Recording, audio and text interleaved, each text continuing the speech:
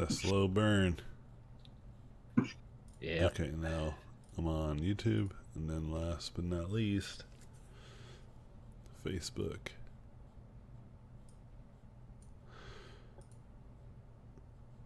All right. So how are things going for you, buddy? Yeah, they're going okay. I was a little sick today. Stayed home from work. Oh, yeah? Yeah, it just started getting cold, so I got that first cold of the season. I see. It just caught me off but completely by surprise, and I had like no medicine or anything, so I've been miserable the whole day. I see. Nice. Yeah. You feeling better though? Much better. Yeah. Did a lot of napping. Hey guys. Hello. Who's Hello. that? Sounds like How's everyone doing? Doing good. Sounds like you're driving. I am. I just wanted to listen. Oh, Yeah, get your eyes back on the road, bro. Pay attention. They're on the road. I'm just listening. All right.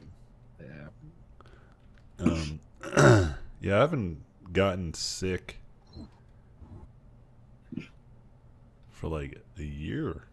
Maybe like I got a little sick maybe a few times, but like never like really badly. It's been a while. That's good. Yeah, I think ever since I switched my diet up, it just changed everything. My whole health has just been way more optimal. I'm not sure. Since what? Changed my diet. You eat a lot more vegetables? That's all I eat, dog. That's Hell yeah, all I man. eat. Huh? I said that's where it's at, dude. It's all about those. Meat veg. is for the weak. Oh, I mean, I still eat plenty of meat, but you know, Yeah, gotta get my veg. that's unfortunate. But at least you, Just get rid of the dairy. yeah, at least you eat a lot of veggies. Yeah, veggies. I'm eating carrots right now. Yeah, it's good. It's really good for you, man. It's weird though. I can definitely tell, like when I'm eating, if I don't eat as many vegetables for like 2 weeks, I can just totally tell, like how I feel and Start feeling how it, motivated right? I am. Mm-hmm. Yeah, my wife was the same way. Like she wasn't really convinced, but then like my mom came, and then she cooks this famous spicy pork that my wife loves, and so she ate a lot of it, and this is like, because my wife was eating a lot like I was eating, but she just was still not like committed to it, you know, Right. going complete veg life, and then she ate my mom's cooking and then just was like destroyed for like a 2 days. She was like really sick and she was like having really bad stomach problems, and so my wife was like, what the F?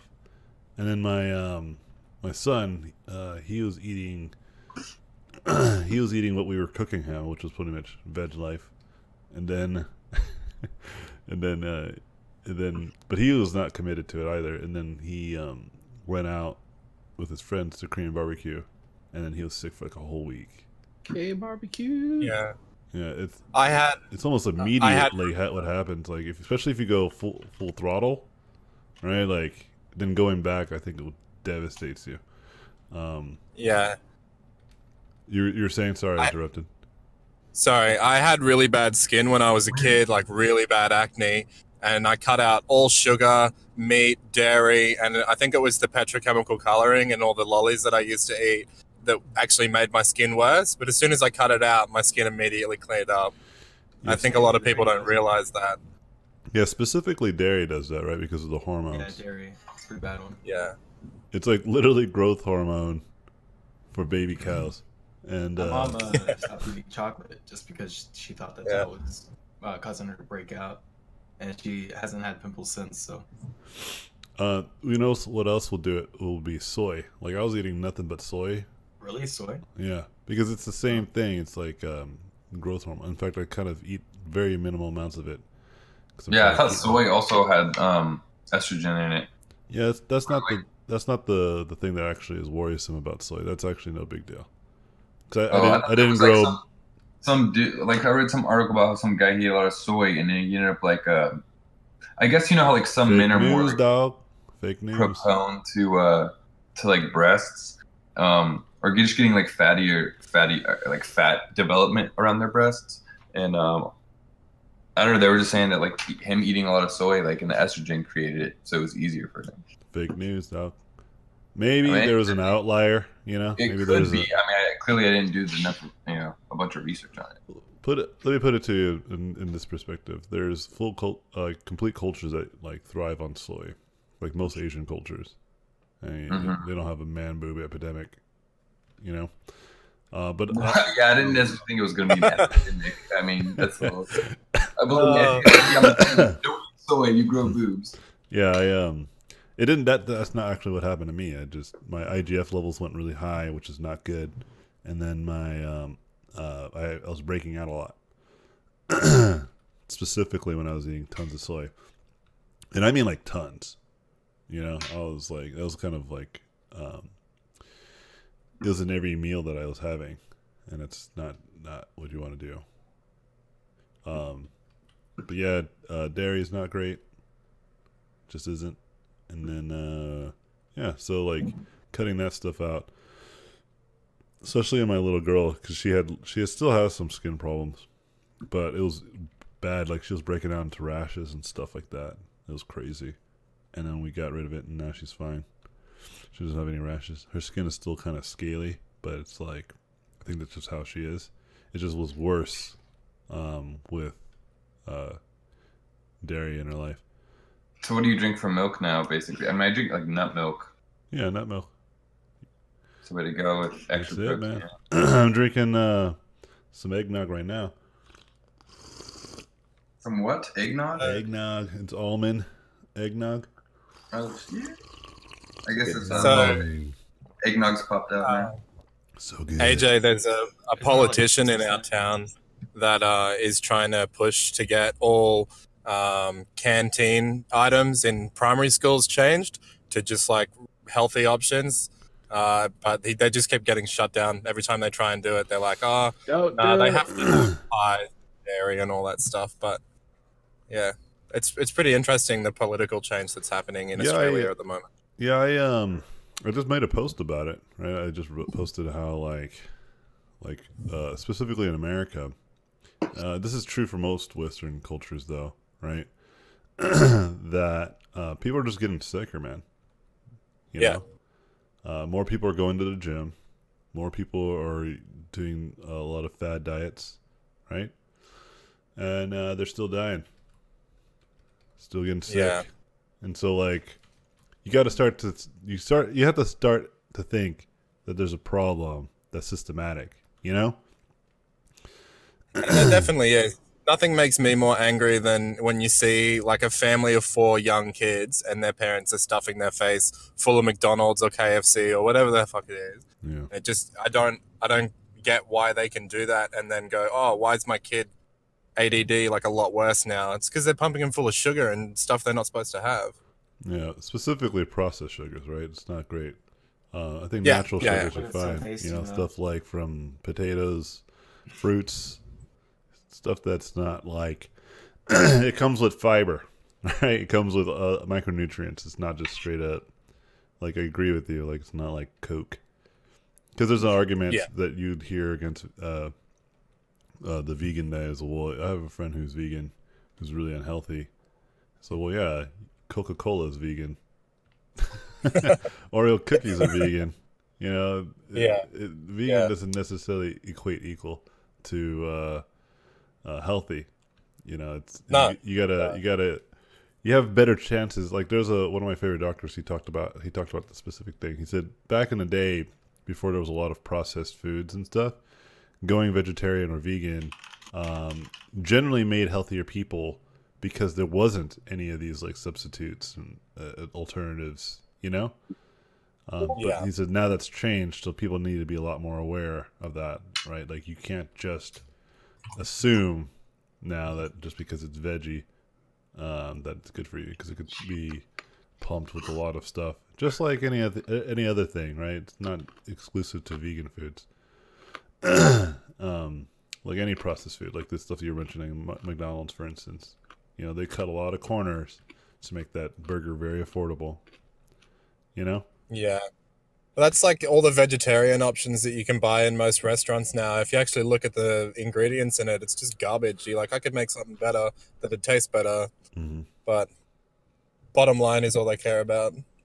Yeah, I mean, I definitely eat stuff that's like the vegan options at restaurants all the time, but I just don't do it for every single meal. Me and my wife, we like do a like 70% of the time we eat pretty simple meals. We call it like eat like a poor person, where you just like something simple like rice and beans. You know, like nothing crazy, nothing added to it. Maybe we'll have some salsa, some mixed vegetables. But we just like, yeah, it's like rice, beans, some tortillas, some sweet potato, corn, you know, something really simple. But it's Yeah. actually really delicious, you know, especially if your taste buds start to kind of come down from the urges from the previous life, you know? And so, Yeah. yeah, like,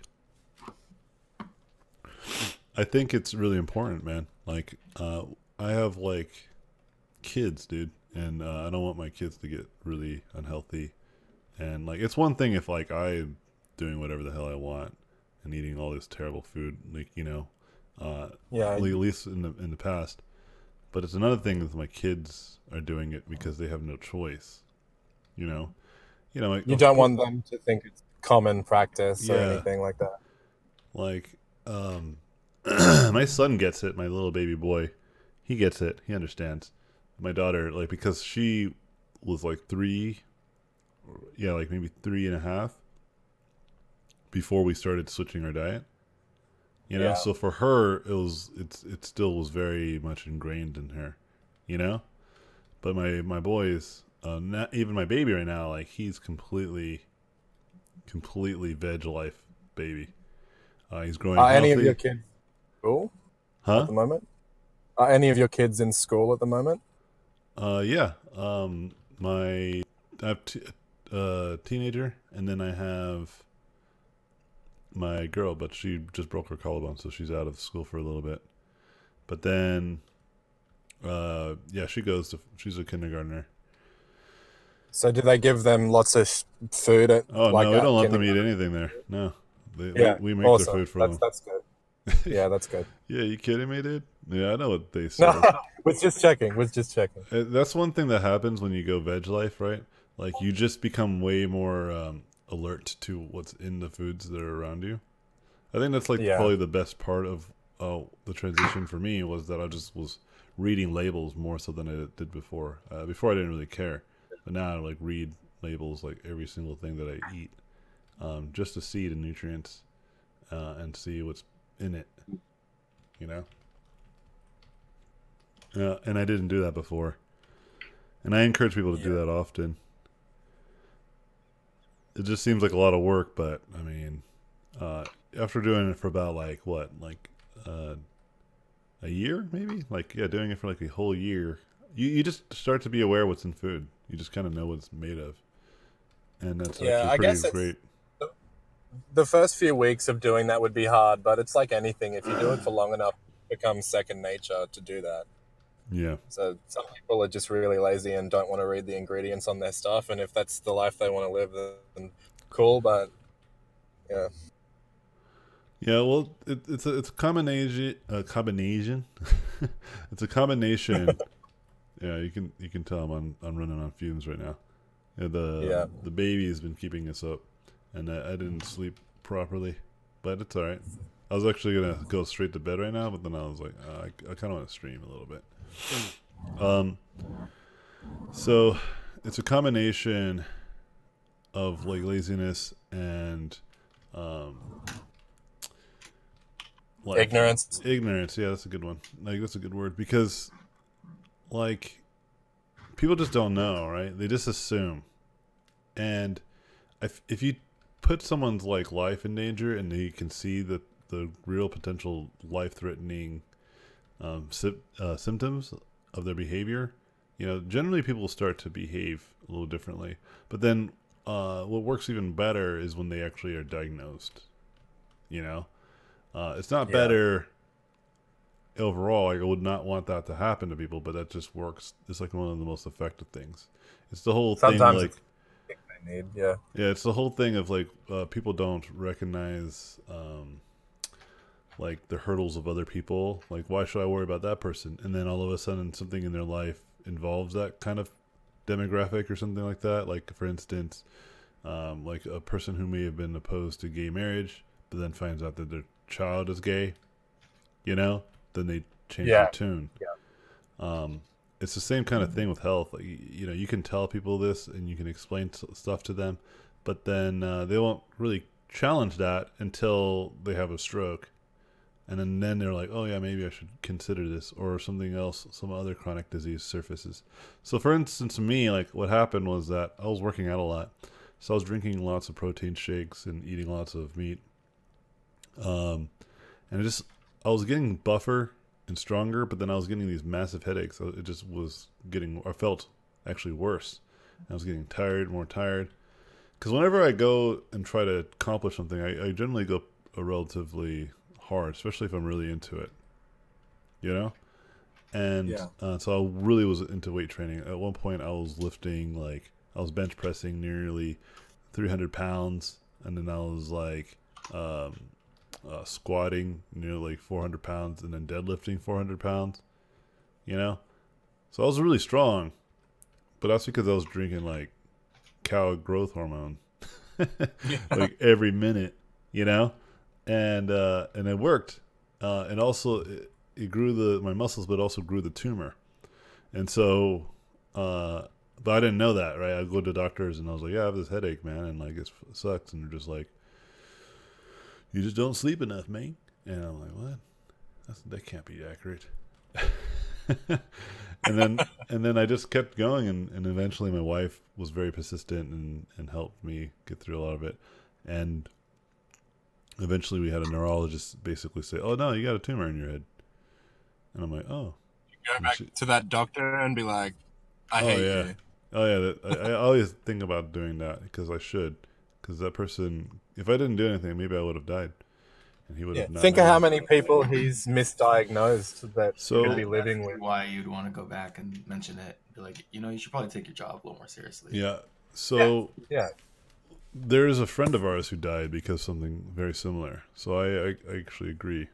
And even Michael has a very similar story, right? And so it's not just anecdotal. It's factually, it's statistically accurate, right? And that's what's scary, is that the people that you think are to protect you and keep you safe from what you don't know as much either, or they're paid not to tell you, you know, and that's frightening. And so I'm not really a fan of that, and that's why I think we should be better, like as a nation. And I was just watching this podcast where this guy was bringing it up. He's like, even if he's like, you know, look, if we have universal health care, it won't fix the problem. He's like, it will solve one problem, which is the affordability of care, right? But affording insurance doesn't necessarily mean good health care, right? Yeah. And that's a good argument, because, and I never really considered that too. It's like, you know, you'll just move the pendulum. That's all, right? You'll just move the guillotine. I mean, like, you'll just move that somewhere else, but it's still moving, right? The faucet would still be leaking. You're not actually like fixing it, you know? Yeah. And the solution is not just about obviously affordable care. It's about actual care as well. Like, where people go to doctors and doctors don't give them medicine. They give them cooking instructions, you know? They give them exercise routines that they have to follow through with. You know, the doctors become personal trainers just as much as they become physicians. You know what I mean? Because that's the money saver there, is making your nation healthier. You know? Because if less people go to the doctors, then care can be much more affordable. But it's not good for business to keep people healthy, right? Because then you won't be able to drug them or pay for their have them pay for their drugs. Won't have them pay for their on often visits and their blood works. You know, their constant radiation and all the stuff that keeps people alive. You know, all that stuff will go away, because why would I have to go to the hospital if I don't ever get sick? You know? And then when I finally do get to a terminal sickness, right, when I'm really old, I might only be sick for like a week and then die, versus sick for years. You know? And so, yeah, I was just thinking about it today, and I'm like, you know, I'm actually thinking that the solution may be a free market solution.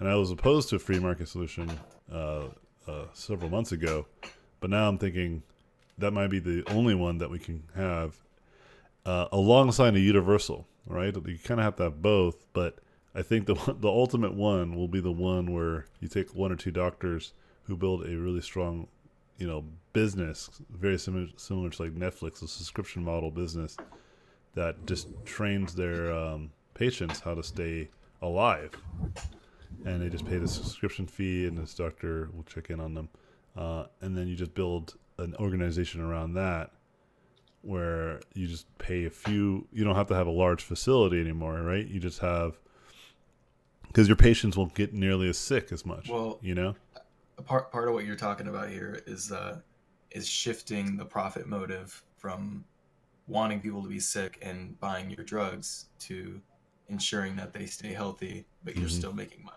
Yeah, you know, Kaiser's actually aware of this, and they're forward thinking. They know that ultimately that they need to do that, keep people healthy, right? And so Kaiser, like every time I go, there's always pamphlets on like what to eat, how to serve food. They're pro veg life. You know, they promote vegan and vegetarian lifestyle, right? Because the science is there, and they're just like, yeah, you need to eat more veggies, bro. None of our doctors question us about our diet. I think one time we had a pediatrician that was just like, oh, you know, we should double check to make sure your kids are getting the nutrients that they need. And then we did the blood work. Our kids, not only did the kids destroy the blood work, the doctor was like, yeah, the doctor was like, what, are you giving them extra vitamins? Like, are you giving them some supplement? And we're like, these are the healthiest kids I've ever seen. Yeah, we're just like, no, they just eat tons of veggies. They eat vegetables, bro. They eat veggies and fruits. On the topic of like misdiagnosis and that sort of stuff, like my nephew, for example, he got diagnosed with ADHD at a like pretty young age. I think he was about 6. And what surprised me was the doctor never asked what his diet was.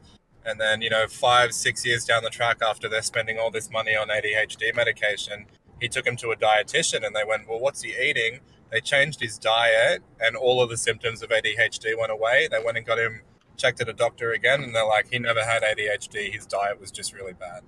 So it's like the guy just wanted to sell the pills or something. Oh, they do. I mean, that's literally something that there's been reporting on that. I forgot exactly what happens, but an example that I do remember is the pharmaceutical companies will take doctors out, or representatives from the pharmaceutical companies will take them out to like these really expensive lunches and like do these favors for the doctors that incentivize them to push their product. So cool story, bro. That's a legit thing. Cool story, bro. Needs more drink.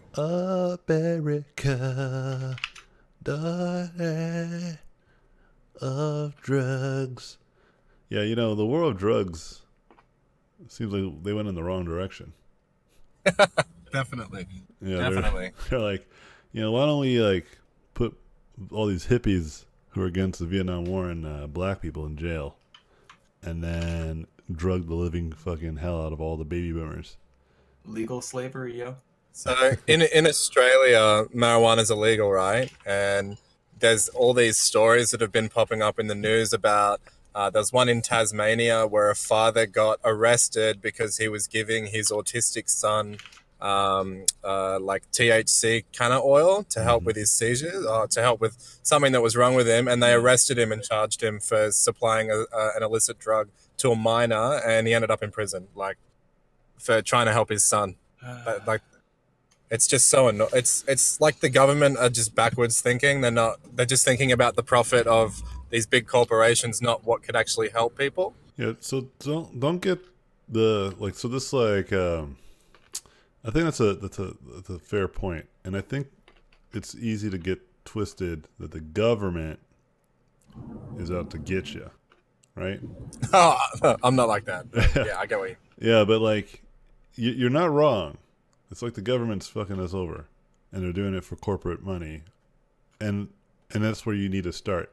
Is right there. It's like once the government started getting favors from corporations, and that's a real problem. And the forefathers in America specifically did not foresee this. I think we talked about this last time, right?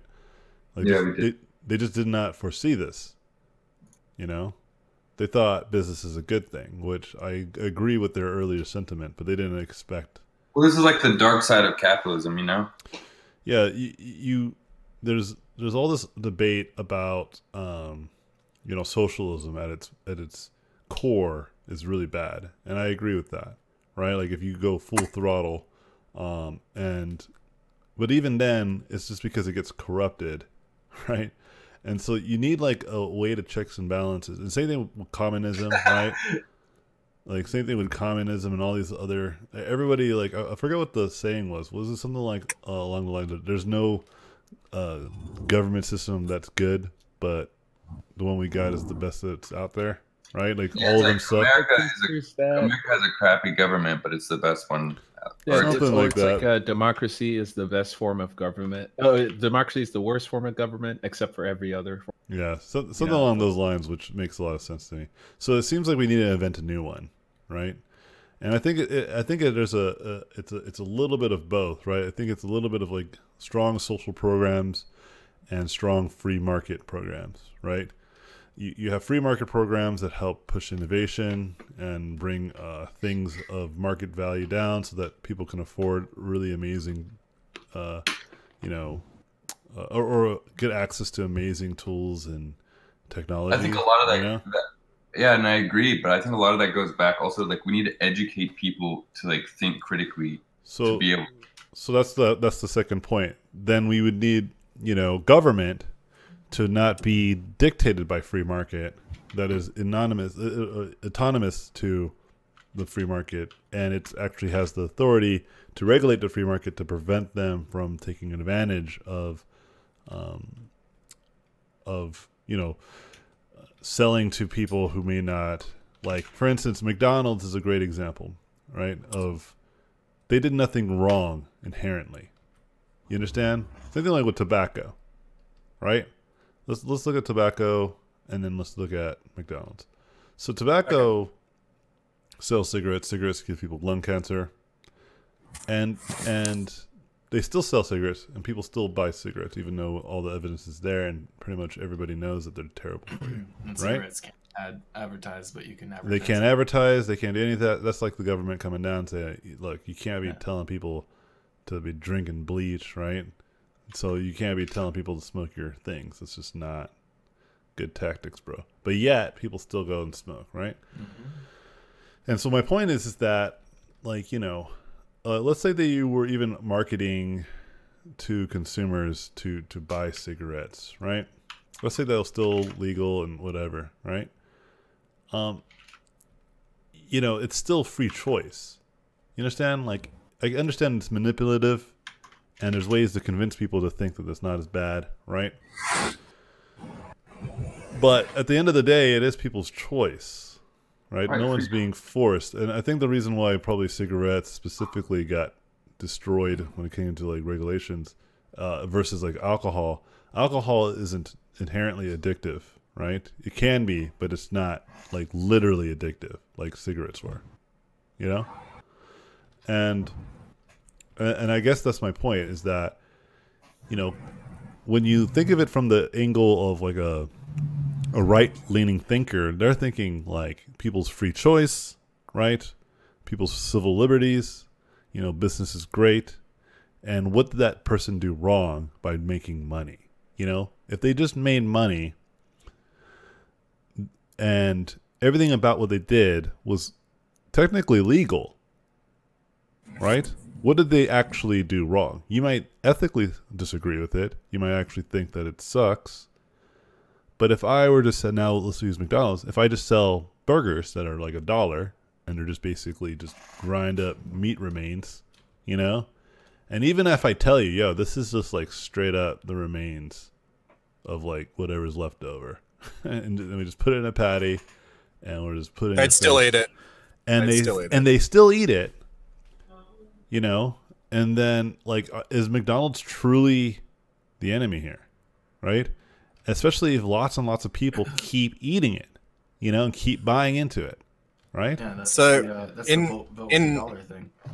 In Australia, on cigarettes, I'm not sure if it's the same in the States, but they introduced a law about having packaging, right? So on the packaging on cigarettes, they got photos of guys dying or babies being born dead. Yeah. What they should do with McDonald's is have pictures of fat kids and people overweight, and this is what will happen if you continue to eat it. That'll never. There are a few. So McDonald's is actually really interesting because one of the key things about a place like McDonald's is that for some people, and it's like actually a fairly decent amount of people, it's probably the most affordable food. Yeah, it's not some people; it's pretty much everyone in inner cities. Yeah, it's like fast it's food. like the closest like thing where they can just get food that they can actually afford. It's bad for you, but it's like the only nutrients potentially Wasn't near there a you. study that like at a certain income bracket where you're poor enough, what was it? It could have been not real, but I saw something that like the nutrients that you find in a McDonald's dollar burger is more than you'd find with the equivalence amount of spending at a grocery store. Yeah, no, that's exactly the thing. At Is a that certain point, when you're poor enough, you actually are healthier eating. Yeah, because there are things like I don't know if you ever heard the term food desert, where basically there are these neighborhoods where there are like no grocery stores, and what grocery stores there are like little bodegas. They don't really have fresh produce. They don't really have, you know, just like anything that you can generally consider healthy. And you know, if the closest ones that there are cost prohibitive, you know, it's like places like Whole Foods where it's like, all right, yeah, Whole Foods is nice, but most people can't shop at Whole Foods like regularly. It's really that's the trick though. That's not actually true. I mean, it is true if you're switching out for like veggie patties or like getting just steaks, right? If you're straight up buying like large produce, but if you buy a bag of rice, beans, and potatoes, your family will be fine. Yeah, but that's also something that the other thing is the time. You know, you need time to prepare food, and there's a whole like. Yeah, I hear your argument. It's just that it goes to, I think what was said earlier is people just don't know any better, right? Yeah. Like preparing rice is fucking easy. You can prepare a lot of it too. Yeah, if in fact, it is. Yeah, it can be. Yeah, if you have an oven, even if you have a microwave oven, you can bake a potato. You know. You can bake a potato in the microwave? Yeah, dude. And so, like, this is the future. Yeah, I'm about to go make some potatoes. Yeah, don't put it in tinfoil. That's good strats. Thanks. I always did the oven. Yeah, just YouTube, man. Google it, dude. And anyway. But you guys aren't wrong. It's just that, you know, a lot of these organizations knew this. They know that they could, like, alternatively fix these issues, but there's no money in it. There's no money in it. That's why McDonald's is starting to create the vegan burger. I think they created one in oh really? In Norway, yeah. And they're testing it out, and it's because they know that it's not sustainable. Like not just economically, like because people are thinking more healthy, you know, like also just on the manufacturer level, like they're realizing that they're running out of space. It costs way too much money. That it actually is more sustainable to create a healthier alternative. You know, it's just going to take some time to transition, right? Lentils are cheaper than cows. They are. That's my point. And if they can make like a burger that tastes just as good as their Big Mac and costs just as much, right? Like they're going to do that. They're going to switch, and especially if it's also healthier, right? They can manufacture or they can advertise on that. Yeah, and then they can switch their whole freaking agenda, right? Because McDonald's is not in a room thinking, how do we fucking kill people? How do we do it, y'all? Like, how do we make these burgers so bad that they kill people, y'all? No, they're just trying to make money, and they've grown so big that if they make any kind of crazy paradigm shift, their whole business could collapse, right? And so I think I can see what they're doing, and I think it's smart, and I hope that it does make a dramatic change sooner than later, because it will help a lot of people. It will, you know, to no charitable act of their own, right? Because they would still be motivated selfishly, yeah. But like that's their business. Yeah, and that's kind of like the conundrum that you have between people who argue on the left and argue on the right. Like the people who argue on the left say all these rich people and corporations, like they need to give us some of that money and share it amongst this lower folk. And then the people on the top or the right are like, why? You know? And and in one argument, like really think about it, like why should Bill Gates necessarily have to pay more in taxes than us in the middle class or upper middle class or even lower class, right? Like why should he? Especially if he did nothing malicious with his business, right? He's just a billionaire, a quadrillionaire, okay? Like why should he have to pay nearly half of his income to taxes? Right? I understand the argument that nobody needs all that money. You know, I understand that argument. I really do. And to be honest, like he also agrees to that. Like that's why he donates like 99% of his income to charity and like to save the world's problems, right? Yeah, to that argument. Just because he agrees with it doesn't mean every billionaire. Yeah, does. and that's the whole point, right? And that's the argument that I'm starting to understand, like the right. But like, I feel like they also are being dishonest, intellectually dishonest, with thinking that people really like need all that money. And to be honest, that money was from the people in the middle class, usually. You know, meaning that the most wealthy industries make their money from people who are lower or middle class, right? If you were to go say that and be like, if you don't want them to be billionaires, stop buying all their shit, and they'll be like, but I need that shit. Well, then stop crying about them. So it's a really dangerous conundrum that people fight, right? And that I don't even imagine what the answer is for this. You know, I've just been thinking about it recently. You know, but I understand both arguments, and I can see why there's a divide, right?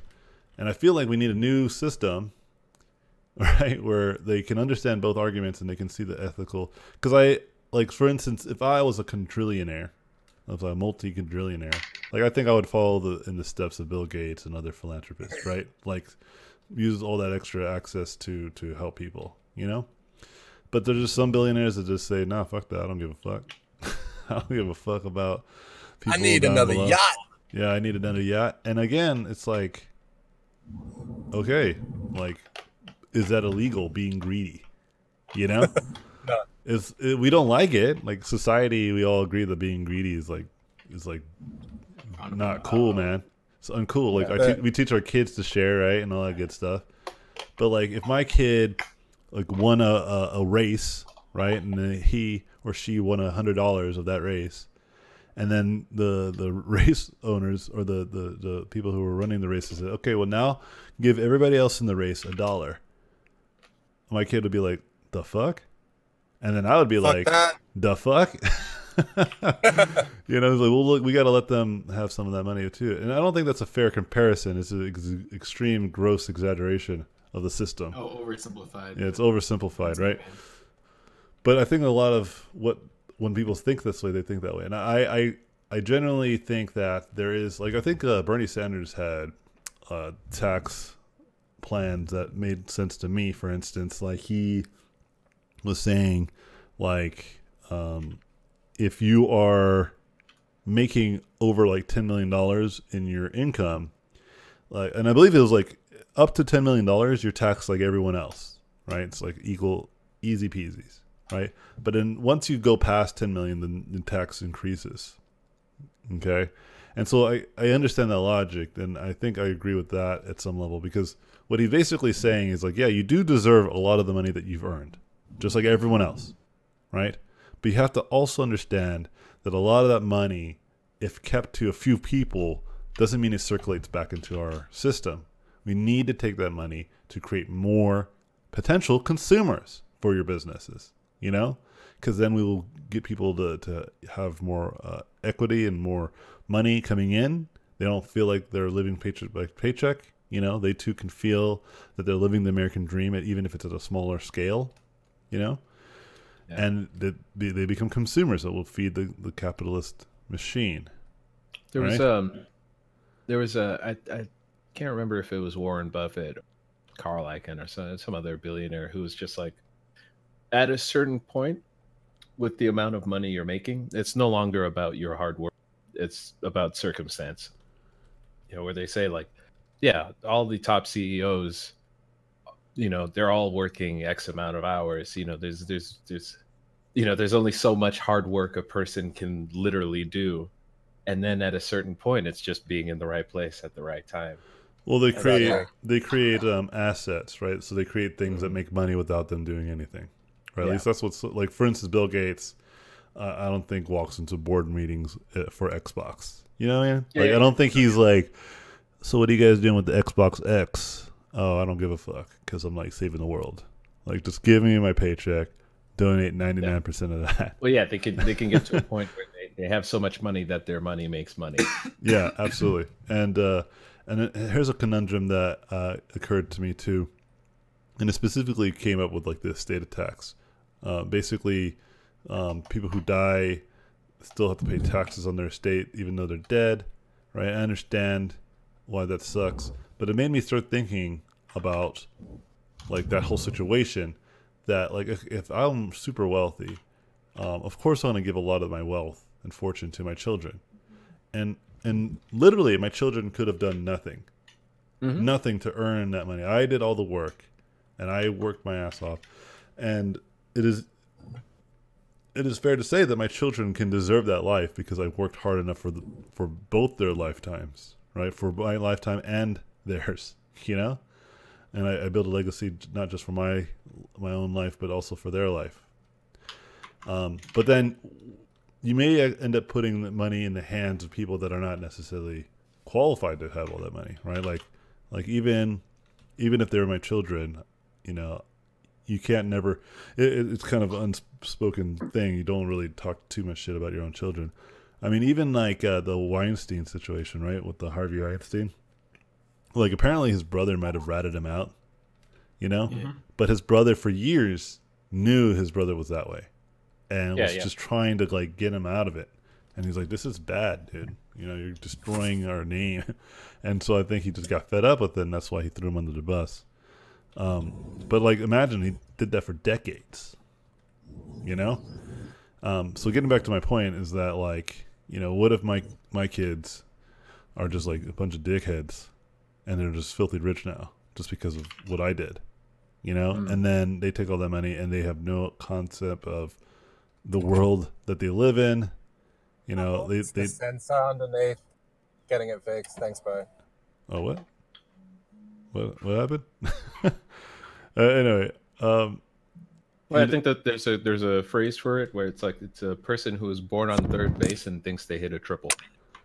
Affluenza? Is that like the thing? Is that there was that too. That's a different thing. That means that you're not responsible for your actions because you're so rich that you didn't know that there were consequences.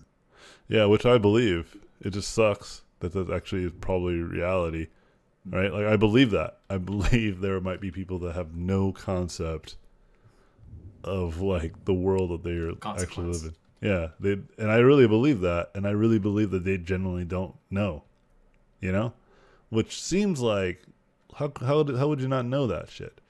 It's like, well, because that person's worldview is completely skewed.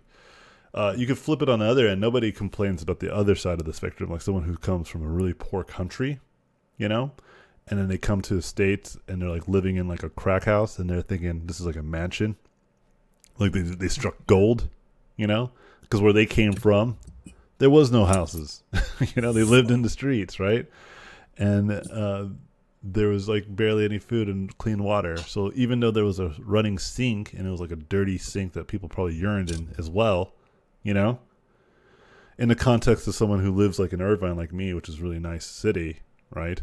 It may seem like that's really low level, but to someone who comes from like a super poor country, you know, and or like a war-torn country, and comes to, like I said, like just like a crack house, like a really dirty place or apartment, to them that's like they struck gold. Right, You it's all know? perspective. Yeah, it's a different perspective, and that one is easier to digest, right? Because we can be, oh man, it's like the underdog story. We like really sympathize with these people, you know. So why couldn't it exist on the other side of the spectrum, where someone's dirt rich, like filthy rich, you know? I think you're totally right. I mean, everything exists on two spectrums for the most part. Yeah. They have no concept of consequences because every time they made a mistake, they got something for it, you know, or they got away with it. And so, like, why would they think that there's a consequence? Well, Like, I mean, yeah, we our president is a great example of this. Oh yes. He has no clue that he can fail, and people would be mad at him for it. Yeah. Like he doesn't. He's starting to learn Or that, people could die. but it's too late because he's an old dude, and it's a little too late. He might already be senile, and going through dementia. You know, like it's quite possible Donald Trump has no grasp of what people want. Mm-hmm. It's not quite possible. It is exactly what's happening. It's definitely possible. There's a I forget, but it's like there's a like when people become famous, you know, they say make sure you always keep people who like knew you either before you were famous or who were important to you nearby, and ask them for advice, you know, and talk to them, because when you get to like a certain level of fame and there are all these people who always say yes to you, it warps your view of the world. Yeah, I think that's what happens to like our favorite directors. Like I think they're so successful, they may have forgotten how to make People too. how to make movies that made them successful in the first place, right?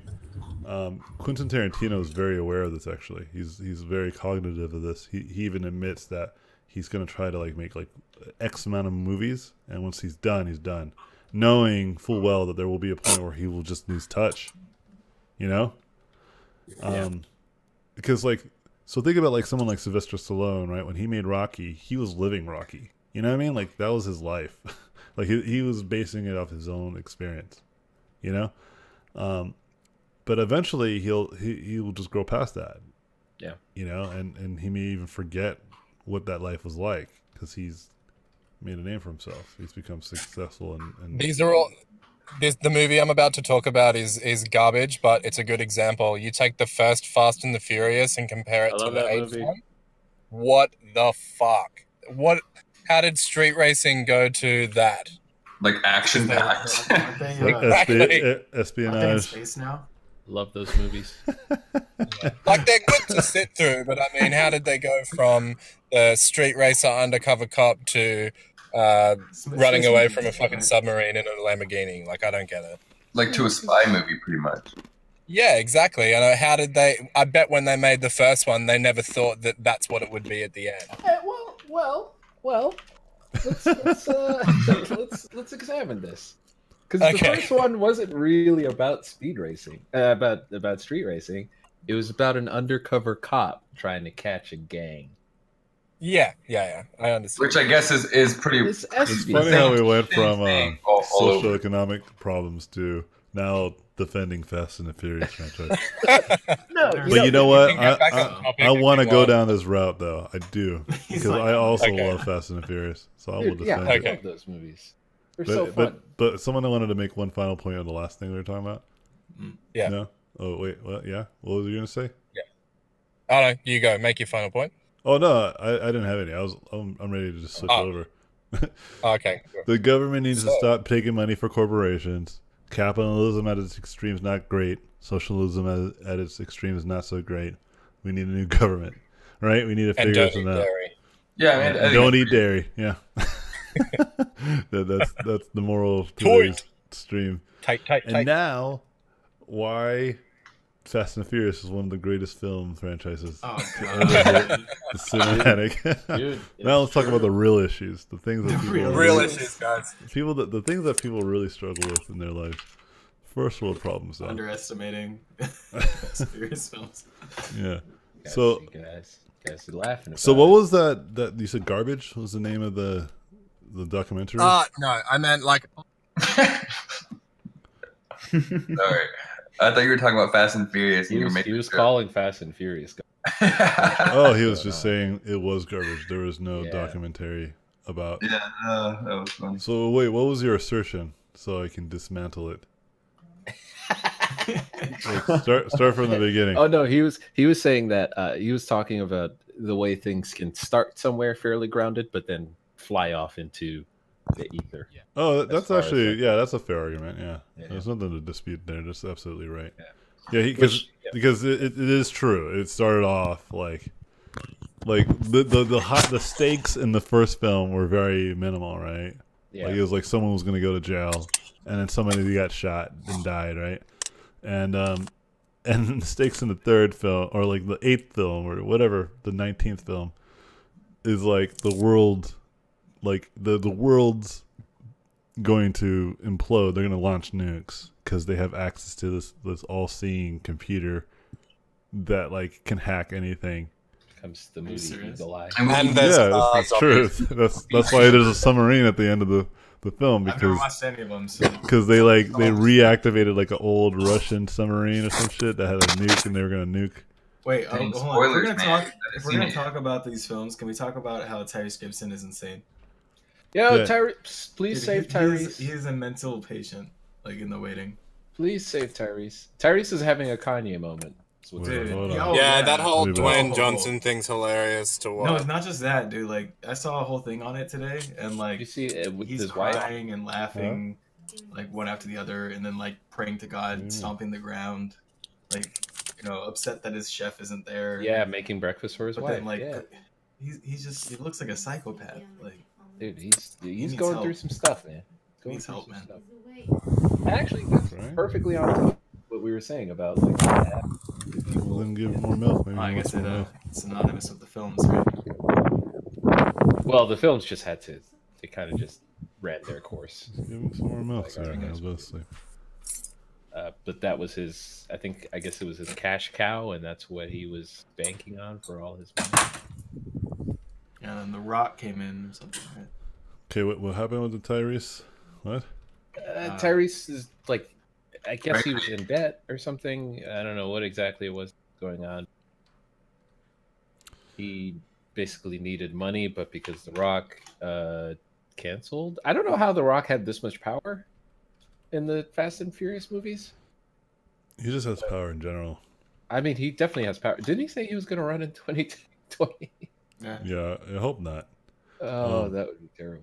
Yeah, I mean, he seems like a good guy. Seems like a cool person. Yeah, but that's not his. That's not his. Yeah, I mean, have him run for like some other official public service. Yeah, maybe start. Yeah, Dude, not go dude, straight for the banner. top. Yeah. Man. Get into politics or something first. Yeah, Go the Reagan route. yeah. Take some time understanding the The government governor system. route. Yeah. Yeah, I heard some stuff about the Tyrese stuff. Yeah, I mean, so. I mean, I really don't care. Like he's a grown adult. If he's crazy, then he needs help. If he's not crazy, then he needs help. and that's it. It's just like Yeah, no, he got help. Beyonce and was it Beyonce and Jay-Z, or was it Will? Oh no, it was Will and Jada. Will and Jada gave him $5 million. Tied it over. Yeah. The fuck? All right. Yeah, I mean, Yo, I need help too. Jeez. Yeah, I was about to say. No. I like what you think. You guys aren't in debt for millions. I could be. Little do you know. Yeah, I mean, like that's the thing. Like, I remember I saw some people talking about how like he was crying over his chef. Like he had a chef. No, it was And I'm it like- was Chef left him. he wasn't really crying over his chef. It was he was just He crying was in crying. general, but talking about his chef. His chef was sick, so he was gonna make breakfast for his wife in place of his chef, and he was like grateful for his chef. So His crying Yeah. had nothing to do with his chef. So yeah, it so- wasn't so- I think more So- so. Hold on. let me So interrupt. perhaps, yeah. So perhaps he needs to like stop having chefs That and would pay help, his but- debts. You know what I mean? Like He's he got a needs- hibachi bar or something like that in his. yeah, he has a full restaurant in his house. Yeah, he needs to get rid of that stuff. He mismanaged his money. Yeah, a lot of people do. But the main thing that why it's being talked about right now that I think we all need to note here is that Black Twitter is going in on him because Black people don't cry Oh, on the yeah. internet. Oh yes, Like that's just not okay. So Never that's why it's a mind. big deal. Is He's Black people not don't gonna cry. get away from this. Is Black never gonna men. end for him. So everyone's just like, nigga, stop crying. It's just straight up. Quite literally. Yeah. Yeah, I don't disagree with that, but I don't think it's a black thing. I think it's just like a person I'm not calling thing. it a black thing. I'm just Yeah. saying that's what's happening. That's On why the Yeah, it's- I'm sure the community That's why has it's- We're words. making it a black thing. Yeah, Oh, yeah. I'm sure He's they have some basically, he's words. basically having an Amanda Bynes moment. Yeah, What happened with her?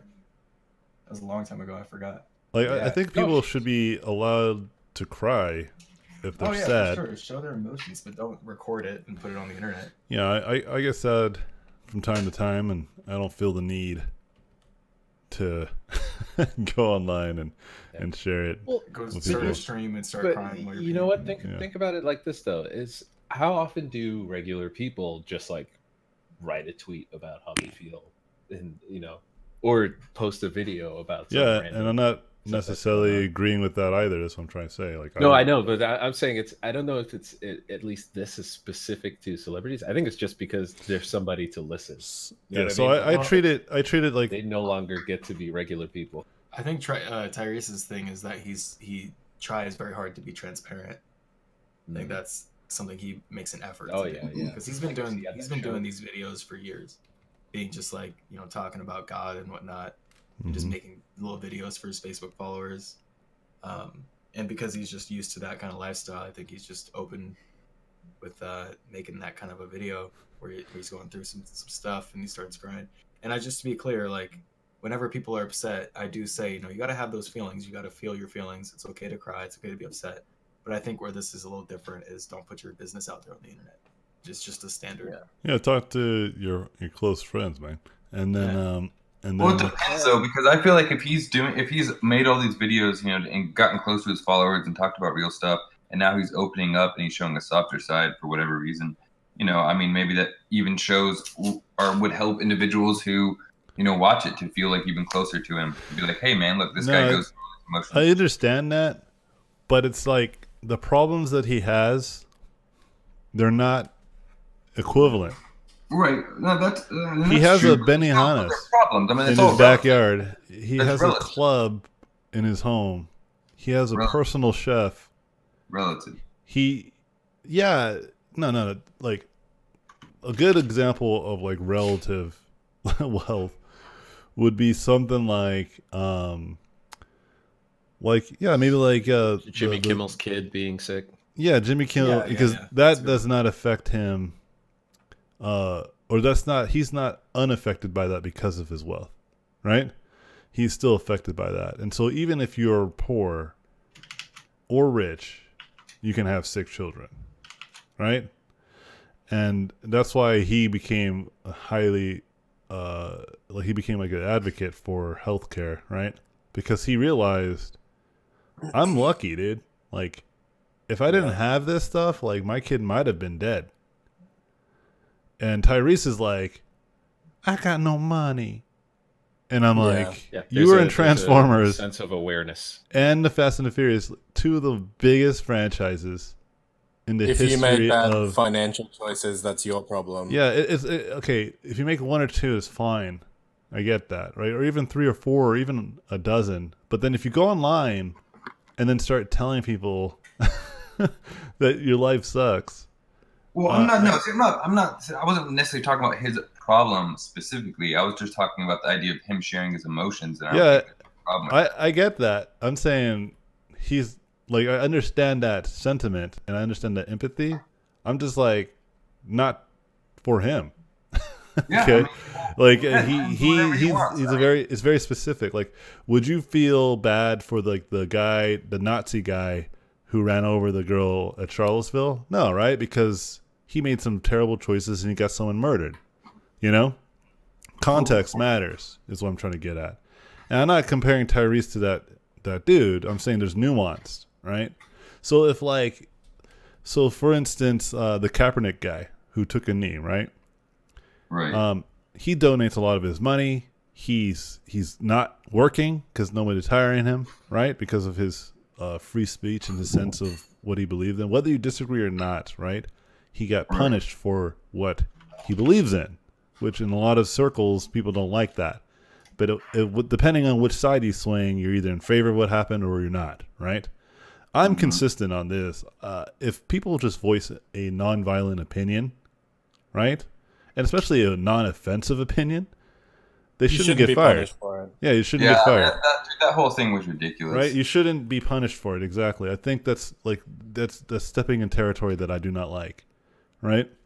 Right. And that's only taking away personal freedom. I mean, that was.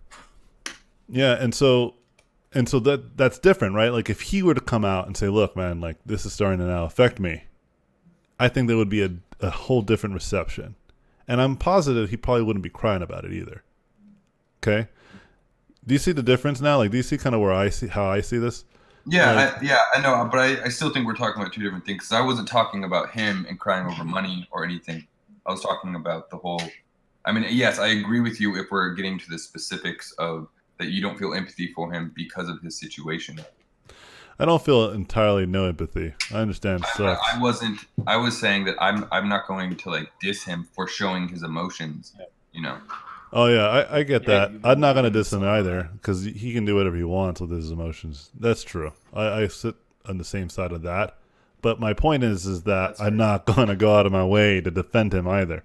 You know, because right, and that makes sense. I mean, yeah, because dude, people got problems, man, and people do have child support problems, like real child support problems, and they don't get $5 million like bailouts from Will Smith. Yeah, come on, dude. It's fucking a completely different story. They live. I mean, dude, celebrities live in a completely different world. I mean, and let's also mention that he did what's the word? Instigate all of this drama that's going on right now with that franchise. Like he's the sole reason why we're even talking about him, and in regards to this drama, like he started it. So, you know, kind of bites him in the ass eventually, right? And what did he do with the Fast and Furious? No, The Rock was gonna like do a spin-off. Thanks for the chat. Oh yeah, see you later, man. See you guys. See you next time. Yeah, see you. Yeah. The Rock was gonna do a spin-off, I think, right? And then he didn't like that because apparently he might not get money because they wouldn't make the franchise. Oh yeah, because he wouldn't be in this one. Yeah, and so he got upset with that, I think, and then.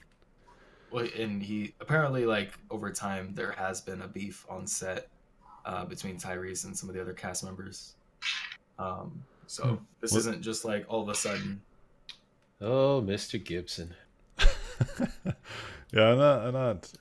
He should take it easy, dude. He should count his blessings. Is what I'm getting at. You know, he's got a lot going for him that were positive, and he should have. I mean, he had a show, didn't he? He had a talk show. I don't know. Yeah, I remember that. Yeah. Yeah, you gotta I invest. only know about him because of the internet. Like a lot of his videos a couple years ago were being shared on Facebook in my circles. What was the Jay-Z song? I keep forgetting. the story of OJ, right? Yeah. Where Yeah, he's, the Jay-Z video. yeah, he even says in the video like people need to invest their money, like get that credit. Oh yeah, dude. Right? I mean, he has that whole I could have bought a building in Dumbo for $2 million, and How do I 5 feel years or now? like 8 years later, it's 25. How do I feel? Dumbo. Yeah. Yeah, and so like, so the idea, the route that I think most and all celebrities should take is kind of like, if you get this body of wealth, you gotta invest it if you want to kind of maintain that lifestyle, especially if what you do is based off of entertainment, you know, because not always will you entertain people, you know. Yeah, Yeah, it's no, all about money, you know. I mean, they got to start providing. Have you seen that documentary about like the director of Ace Ventura, who he has this whole documentary where like he has all this money and everything, and then he realizes he's still unhappy, and that the documentary is basically like it's not about money. Money isn't happy. yeah, I have already came to this assertion in my own experience because I've acquired in some cases a lot of money, and I was just like, nothing's changed. And Yeah, so exactly. Like it's material. Material doesn't change the spiritual. I've changed. I've changed my whole outlook on things because of it, and specifically, I focus in on family, and then I focus on friends, and then I focus on my career. Constants, man. Those are constants, you know. Yeah, and the priority is mostly on family and friends. And for instance, I was talking to somebody at lunch once, and we were talking, and he was like asking me how I get anything done with like so many kids, because I have 5 of them. And he was like, man, you must be super busy. Yeah, he was like, well, you must be super busy. Like you must have like to like really manage your time crazily. And I said, well, no, I just draw less. And he was like, oh man, that's a bummer. And I was like, well, no, it's only a bummer if I want to be the best artist in the world, right? I want to be the best dad. But my goals have shifted. I want to be the best dad and husband, right? All right. And Yeah, it's like, it's and so not such a bummer if you enjoy your yeah, and kids, so your family. I'm doing great. Is what I'm trying to get across to him. Is like, because of that, like there might be some parts of my career that are still staggering or off kilter, but the parent department, like my kids love me. I love my kids. I help my wife out a lot. You know, I'm around. I'm able to hang out with my friends more often than I did before. You know? Yeah. Yeah, I think life has a big thing to do with like relationships in itself. I moved around the majority of my life, and you know, everyone asked me like, hey, you know, what was your favorite place to live? And at the end of the day, like it's not the place, it's like the people you know. Did you You know, see your Thor, friends. dude? Asgard's not a place. Asgard's not a place to people. It's a people. Oh, I haven't seen it. I have not. You'd love it then. You'd love it. I would love it. I'm excited. Yeah. And anyway, yeah, I agree. It's the people that you surround yourself with, right? And so, yeah, I think that Ace Ventura director and many other wealthy people will discover this, you know, pretty often. There's studies on it. I mean, there's like a it's I forget what someone put a literal like yearly salary for the impact of money on your average happiness, where they're like, yeah, if you're really poor, you're pretty unhappy up until about like, I don't know, I think Was it it's 70K or something? Yeah, 75K or something like that. It's like, Yeah. yeah, at that point you're pretty much like, yeah, your happiness isn't gonna shift all that much if you make. We had Yeah. caps off at 75. Yeah, I'm positive there's people who make millions and millions of dollars that are very depressed, right? Oh, And I'm positive that there could be, you know, people who make People making millions that are happy. I a mean, few Tyrese. $1,000. Spectrum. Yeah, that Yeah, are it's extremely perspective, happy. man. Everything comes back to perspective. Yeah, right now, Donald Trump is really unhappy. He doesn't like being president. No. I remember I think even, it's a lot different than he thought it was going to be. yeah, he thought it was just absolute power. He could He just thought he was like a do king or whatever, something. yeah, do whatever the hell he wants. But Well, like, they're saying that's why he keeps like being super friendly with like autocrats in other places. yeah, I have to remind people that I argue with that he's a public servant. Like, he's not our Yeah. king. He's Like, not a That king. you debate he works with. for us. Argue sounds too aggressive. Huh? Debate. I said that you debate with people. I not that do. you argue. I debate them. And so it's what it is. Yeah, arguing too. Yeah, I guess that's what it is as well. But like, I debate them because a debate to Yeah, me you is the idea is to get to the truth, get to the bottom of this. Our feelings we put aside. What's the reality? You know, Objective back. Yeah. arguing can be personal, right? Debating doesn't need to be personal. And so like, yeah, I debate on. I'm like, I think one of my favorite right-leaning commentators said that Trump is more like a glorified DMV employee. You know? And if you think of it that way, then it really diminishes his value. Like, yes, he's on TV a lot. Yes, he speaks for the country. But at the end of the day, he works for us. And, Yeah. No. And some people just Now, forget if only about that. someone would tell him that. Yeah, and some of his most beloved followers think that that's the same. Like he should be able to do whatever he wants. No, he shouldn't be dividing the country. He should be bringing it together. That's his job. That's his job is to bring it together. He's supposed to bring the left and the right together to make decisions. Yes, and so he's just doing a terrible job of that. And that's like whether like. There's people that will like. So, like, for instance, we were talking about like capitalism and social programs. Like we were talking about how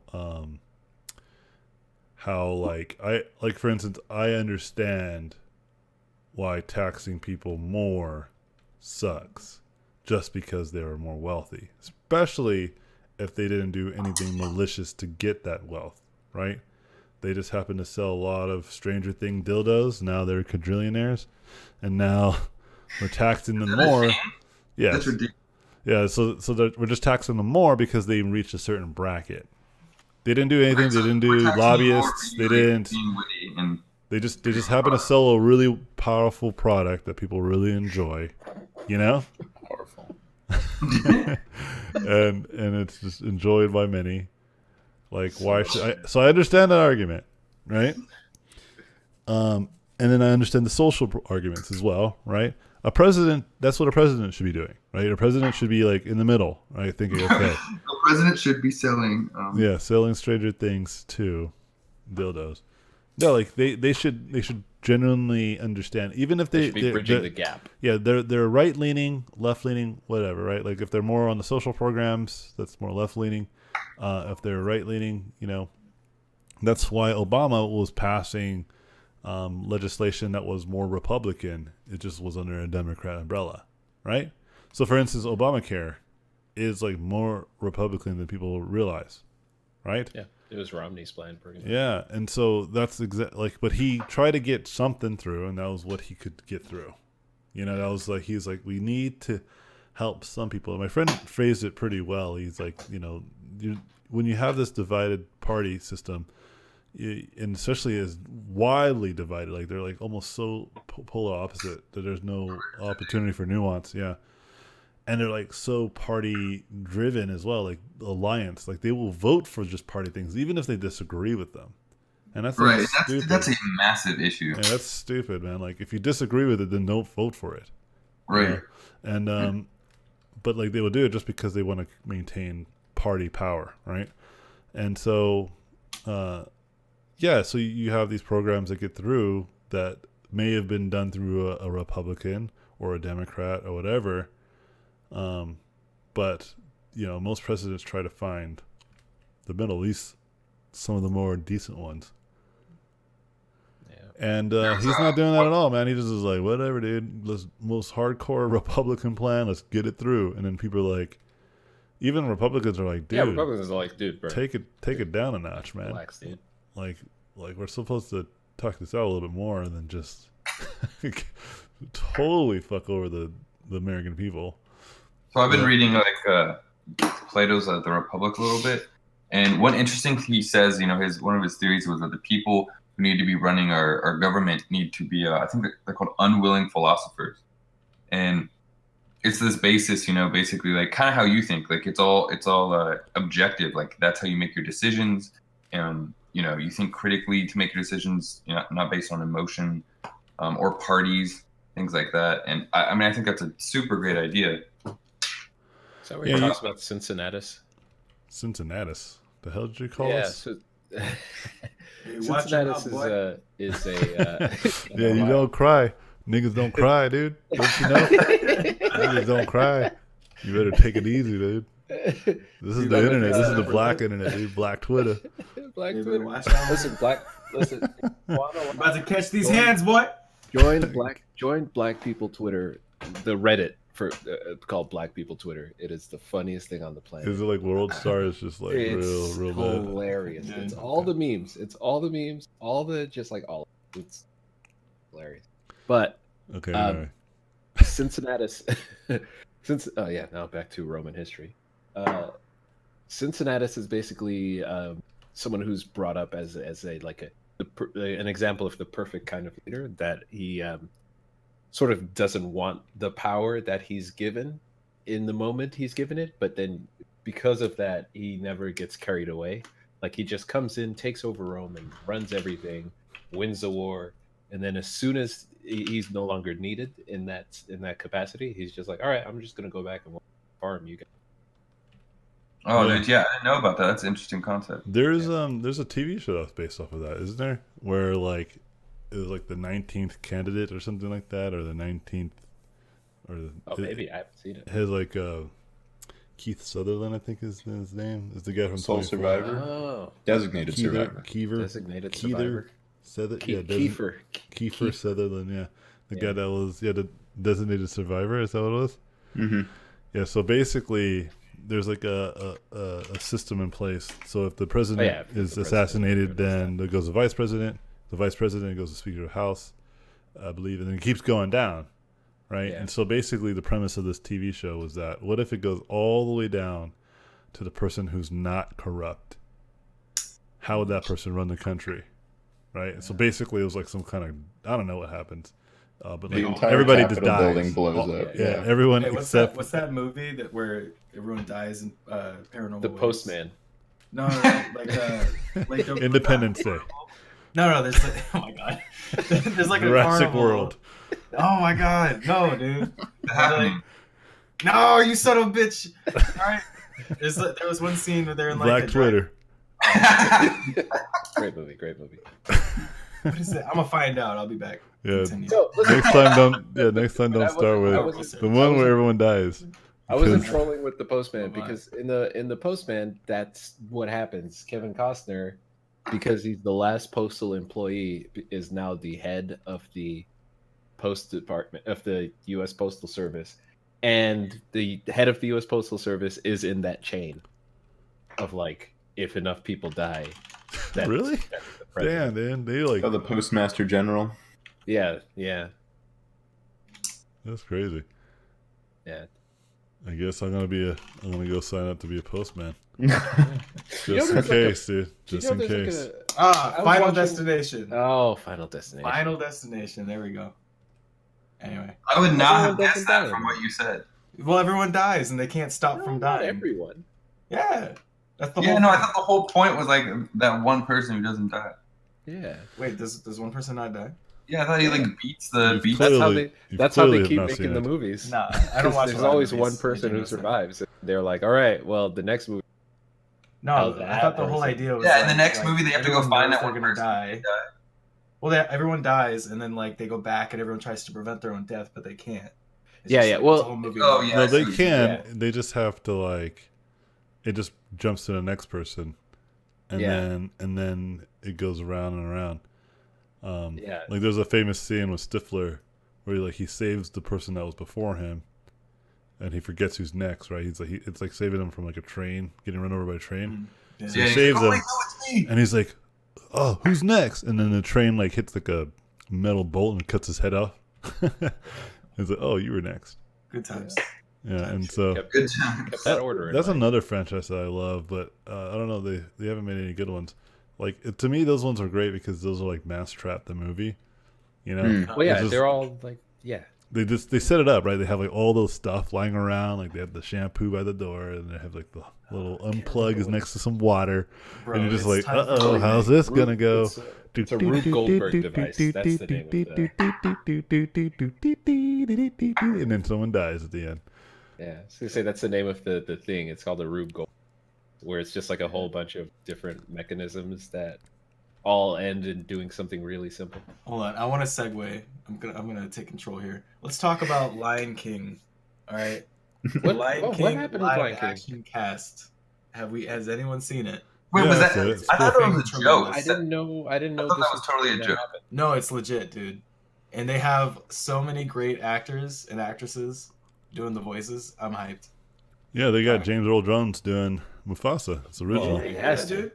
We got. I'm gonna read it off. So we got Donald Glover as Simba. Yes. Yeah. We got Beyonce. king. It's never been before. Yeah, it's gonna be- Oh yeah, they have songs. Oh, dude, so it's be lit. Ooh. All right, he's gonna do it Beyonce. like it's gonna be like childish Who's Beyonce? His Gambino. mom?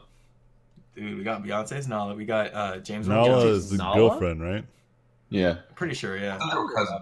Beyonce would've been the mom in Or is that the mom? Is that the mom? No, Nala's No, the Nala is definitely love interest. Okay. I So then we thought- got James Earl Jones. Sorry, it's Mufasa. animated. It's not weird. Yeah. Hugh Jackman dark. as Scar. That's good, man. That's gonna be tight. Hugh Jackman as Scar. That's funny. Yeah. Then we got That's racist. Billy Eichner. Cultural That guy's appropriation. white. Oh my Yeah, god. he's white. They made a mistake. Try again. Yeah. Try again, Hollywood. Bruh. I don't know how to say this guy's last name. Billy Eichner. Eichner. As Timon. Billy Eichner's hilarious. Yeah, and then they have Seth Rogen as Pumbaa, Seth right? Rogen, Pumbaa, yeah. Oh, Fucking John Oliver as Zazu. yes. Dude, I love John That's Oliver. so dude. perfect. That's so All right, perfect. Oprah Winfrey as Shenzi. Oprah.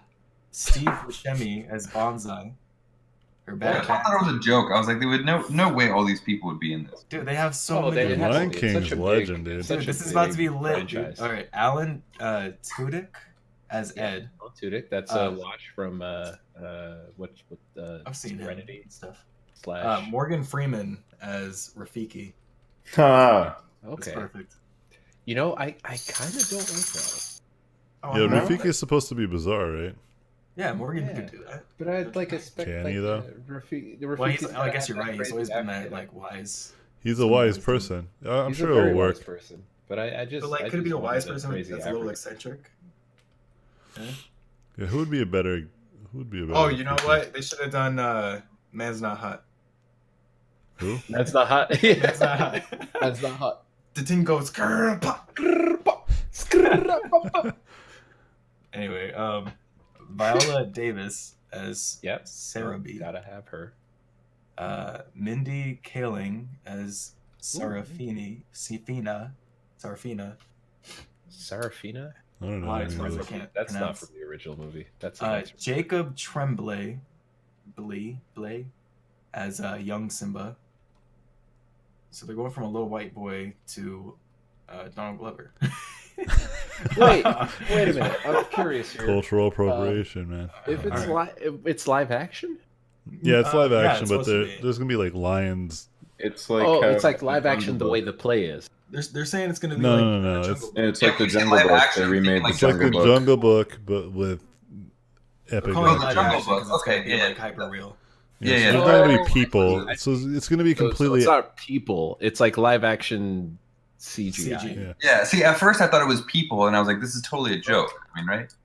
Okay. No, like they gotta talk. It's not gonna be like it's not gonna be like some sort of weird Disney It's zoo gotta be- movie. That's what I thought. And I Like was some like, fucking where they just show close up to real lions and just be like, And they never talk, and you just watch them. and then they have Morgan Freeman narrate. I'm Morgan Freeman, and I'm going to talk about these. And then it just starts just talking about the lions and shit. About lions in Yeah, it's general. not gonna be- actually just March of the Penguins. Yeah. gonna be Sadie boring as Sandler fuck. as young Nala. All right, we got 3 more. John Favreau. John Jon Favreau. Favreau. Come I on, can't dude. read, Get guys. your act He's the together. producer of Iron Man. No, he's the director of Iron Man, and He was produced- also and he's in Iron Man. He plays the in Iron Man. bodyguard. and then he directed the Jungle Book. Homecoming. The director Lion King, Rob Minkoff. I don't know who that is. Writer, producer, and then Hans Zimmerman's doing the compositing. Of course. He's the best. I hope he comes out with something new for this. That's so great, man. What a cast. Do you ever listen to some of Hans Zimmer's like other like soundtracks? Because he's done like really like he did Spanglish. I heard he did the original soundtrack. Is that correct? Just the original one? The very original one. Just the very first soundtrack. The very first soundtrack. The Lion King. Okay. The original Lion King. The original. Just the original soundtrack. I was like, oh shit, that's pretty crazy. Isn't The Lion King an adaptation of Hamlet? No, they stole it from some Japanese film. Dang, dude. I mean, all those so those much about Disney Lion movies King. are Yeah, you've never even seen it. are adaptations. I've seen it. What the? They're adaptations of fairy tales Hey, get off me, mixed dude. in with whatever they were thinking at the time. Just the whole uncle killing the dad to usurp the throne thing. So how do we all feel Hamlet. about them calling this live action? If it's like CG. Whatever. I mean, did they call the Lion King? I'm not Lion King. Jeez. That's a fair point. It's not. There's not going to be real actors. Yeah. There's not going to be in the original Lion King. There wasn't like people like walking around and be like, "Damn, look at these lions, man. They like doing some weird shit." Gonna be in the background like running away. Yeah. In fact, it's ambiguous to like the timeline of the world. Right? It's not like what was that movie with the little mice, like rescuers down under? The rescuers down under, right? Where there was people and they were like kind of the main villains. No, this is just about lions and like or like Bambi. And yeah, like Bambi or any other movie that has animals, and it usually will involve like some sort of human element. See, my thought on it is, I think it has to do with getting the audience to understand like what they're signing up for. Because if you say a remake of Lion King animated, they're gonna think cute, like animation, like Pixar or Disney, right? But if you say live action, they're gonna be expecting more realism. And I think that's where they're trying to get away with it. Yeah, I understand it's that. gonna set an interesting precedent because.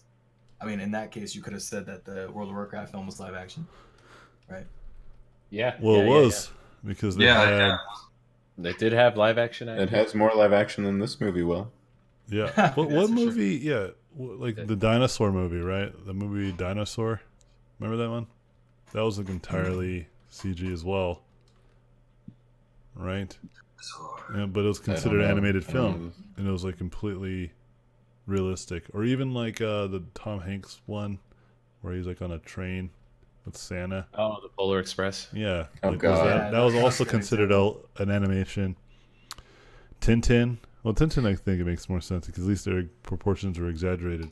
Yeah. But like Beowulf was not trying to go exaggerated. Like it was trying to be like closer to live action or those Final Fantasy films. I feel like there needs to be like is a live action animation. I feel like there should be another term because there's enough of them. Right. It's not like this is the only one. Like a mix between the two. Well, that's the thing. There is no mix. They don't actually have them in a real place. It's just they're referencing the real life, right? That it's live. It's referencing live action. It's not actually live action. Yeah, because then also you have to consider when you look at even like the Marvel movies, like so much of the action scenes, that's not them. That's that's But you can make the debate that there's at least some live action. 30%. Yeah. Are you saying genre is a spectrum? No, dude. No, we that's need not labels. what we're saying. Labels help people navigate this world, dude. We're saying no. It's everything is black and white. It's either one thing or the other. Either Black Twitter. Yeah, it's either Black Twitter or it's not. No, there's no white Twitter. Black Twitter, huh? Dude, white Twitter would be racist. Yeah. Dang, that's racist. Exactly. That's racist to assume that white Twitter would be racist. I'm on your side. No.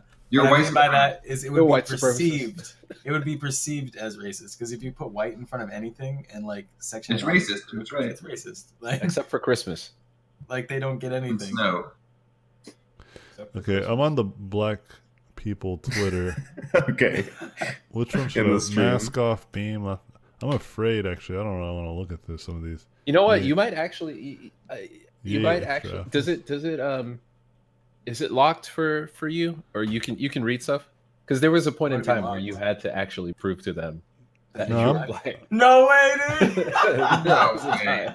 Oh my Yeah. god. which was great because I was like, all right, I'm in. Let's do it. Me no, and this is- Caleb are out of our depth. Yeah. That's racist. One of the questions on the questionnaire is how many characters were there on Fat Albert? Wait, is That's that a good real? question. This I don't feels even know. like a Dave No, Chappelle I'm totally sketch. fucking with you. I wouldn't No, I'm pass. saying though that is. I don't even. Yeah, I wouldn't pass. I wouldn't be able to make it a black Twitter.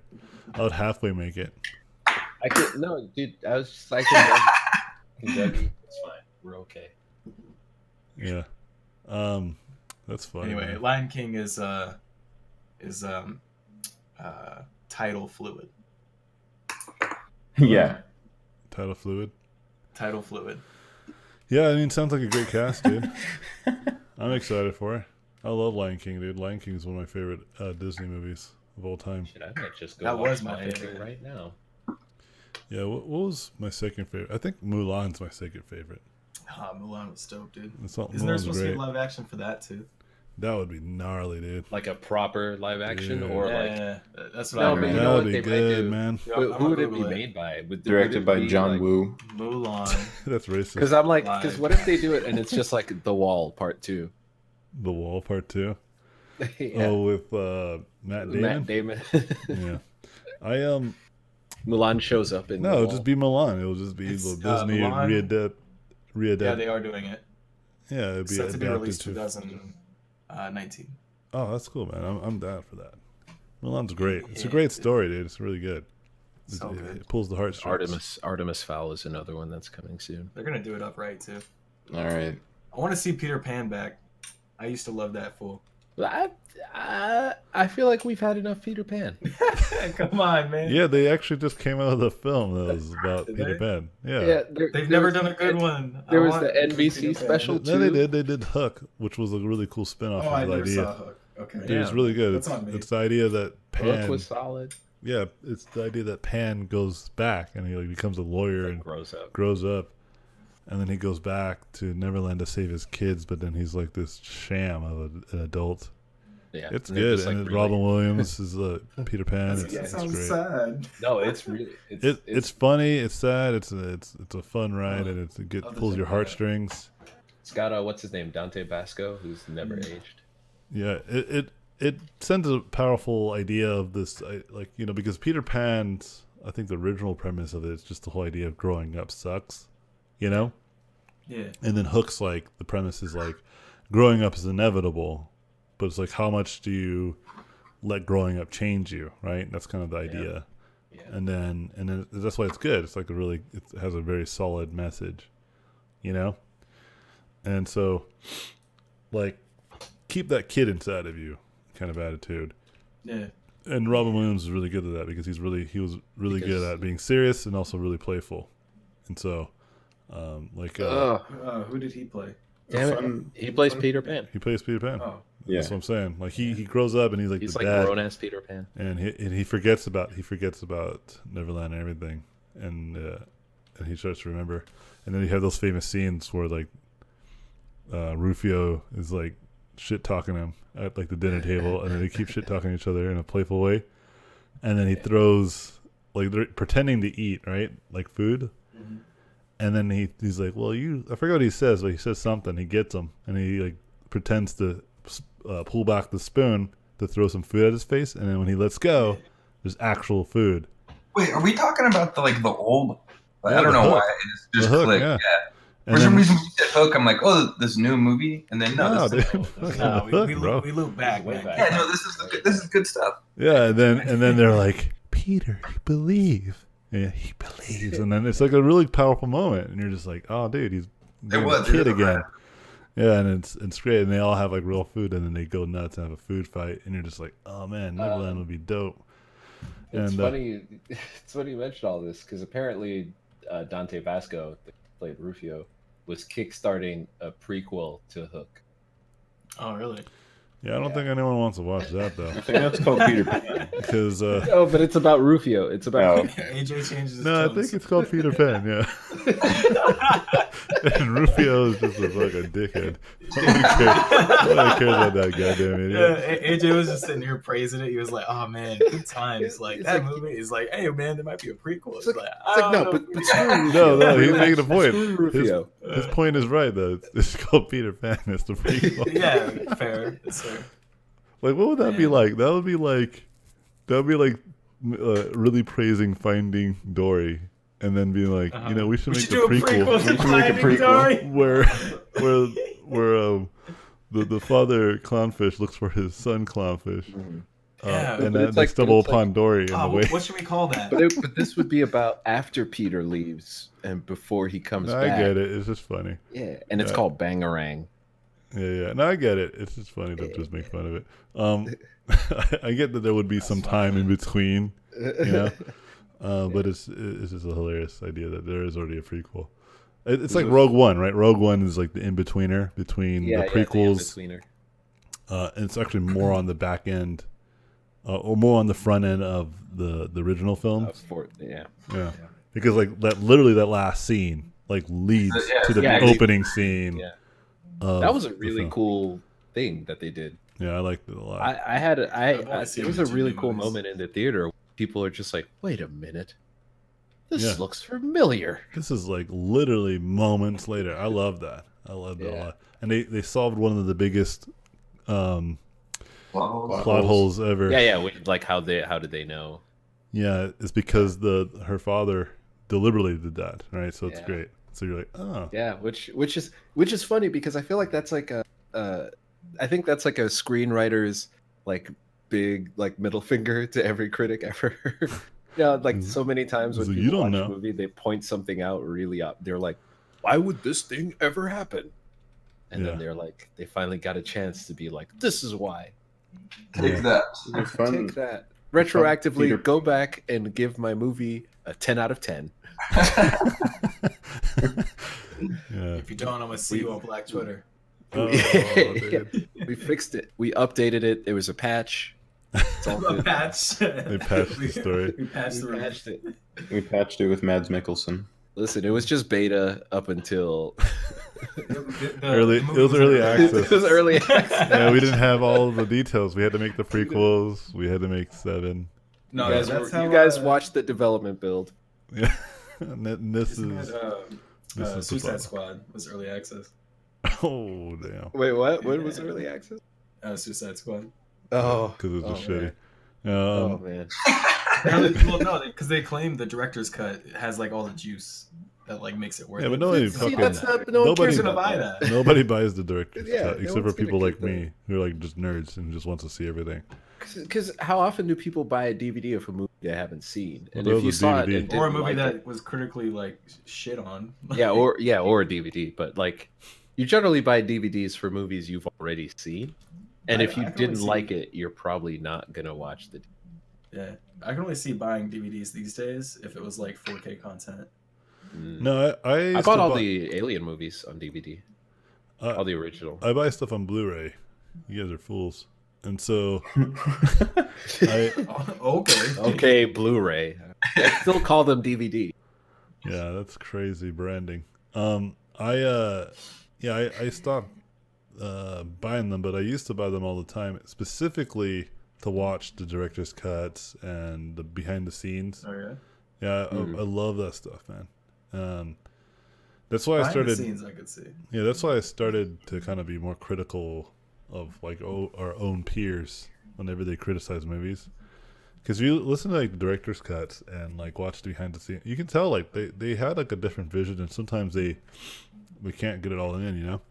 Like you hear all the time about like when it comes to the editing board, like Transformers is like a 4-hour movie, and then they cut it down to like an hour and a half, right? Yeah. At least the first few. And then they're like, you know what? We don't have to cut shit anymore. Just put it all in there. Film it This straight through, movie will just have 2 fucking do plot it. lines, dude. Let's do it. Yeah. The first Oh, movie will it's the end in same the with first. art, though, yeah. What? I mean, sometimes you can't get like your end goal. Sometimes just isn't exactly what your vision was. Yeah, absolutely. Also, just with movies, there's so many moving parts with making a movie that like The chances it's of it- actually a Well, miracle. they're spending hundreds actually a of thousands of miracle most dollars of to the time. millions a day. And it's not just the person who's creating the movie's choice. I mean, there's a lot of other people who have power. One of my I favorite think things that's to learn just- about, and it made me really not so like mad that the movie wasn't that great anymore. It was the Battle of the Five Armies or whatever it's called, the Last Hobbit one, Mm-hmm. where basically I guess at some point the directors they had on it were either fired or quit, and they had already started filming. They hadn't finished writing the screenplay. And so there was like all this stuff where they were just like, well, we only have X amount of shooting days and we know we're going to have like battle scenes. So we're just going to film random fights. And then once the writers figure something out, we'll figure some way out to put that into the story. You know, like there was a lot of like behind the scenes stuff where they had to bring whatever, I forget his name, the guy who ended up directing it. They brought him in like halfway through the process and he was like, okay, I'm gonna try and cobble something together out of the mess that this movie has been so far. And I was like, that's gotta be Yeah, it's Peter pretty Jackson crazy. that was came in after, but then it was Del Toro Yeah, who was originally yeah, on it, yeah. right? I think so, yeah. I think Del Toro, actually I'm a big fan of his, but I think that he gets too involved with his storytelling. Like Yeah. his best film, I think, still is Pan's Labyrinth. Pan's Labyrinth, Yeah, hands down. yeah, and I think when he made Pacific Rim, it revealed to me that he's built for Pan's Labyrinth. You know, like Yeah. movies like that. Mhm. And I think he should stick there. He should really I think he would blossom in that space. Like he's coming up with a movie now, right? Like it's like a love affair between like some sea dude and The some Shape lady. of Water. Yeah, hey, when does that come out? Yeah, it looks good. Wait, When what's is it called? coming out? What's it called? The Shape of Water. I don't know when it comes out. Because I saw a video for that today, and I was like, damn, that looks good. Yeah, Everyone's so speculating that it's a prequel for the Abe Sapien character from Hellboy. that'd be Dude, cool. that's what it looks like, though. It looks like the same. Yeah, either way, like weird shit, man, stuff like that. And like when he directed Pacific Rim, I could tell that he was a little bit more floaty about how he perceives directing movies. And even when you watch the commentary, I watched it, and like he talks about the scene where there's the girl holding her shoe, and he was talking about how that represents her heart and her lost family, and he's getting like real deep about it, and I was like, nah. This doesn't match that movie at all.